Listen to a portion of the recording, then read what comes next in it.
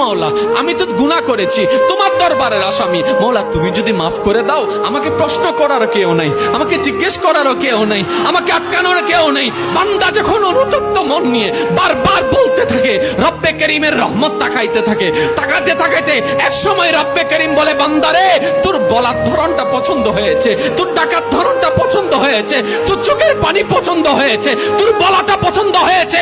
এবার মওলা বলে, আমি তোর সারা জীবনের কত গুনাহ করছিস? বান্দা বলে, মওলা 40,000 পার হয়ে গিয়েছে। কেউ বলে যে মওলা পাহাড় পরিমাণ হয়েছে, কেউ বলে যে মওলা আসমান পরিমাণ হয়েছে। এবার মওলা বলে যে আমি মাফ করে দিলাম, আমি মাফ করে দিলাম, আমি মাফ করে দিলাম, আমি মাফ করে দিলাম, আমি মাফ করে দিলাম, আমার বান্দাকে আমি মাফ করে দিলাম। ফেরেশতা বলে, মওলা এত বড় গুনাহগার, এত বড় আসামি, হাজার গুনাহগার, হাজারটা গুনাহ তওবা করেছে একবার, মাফ চেয়েছে একবার, তুমি মাফ করে দিলা, তুমি মাফ করে দিলা। রব্বে করিম বলে, মাফ করবো না তো কি করব?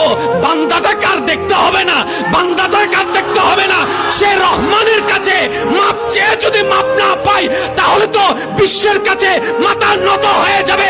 আরে সে রহমানের বান্দা, জাত্তার বান্দা না, যে রহমান হচ্ছে ইন্নাল্লাহ আলা কুল্লি শাইইন কাদির। সুবহানাল্লাহ।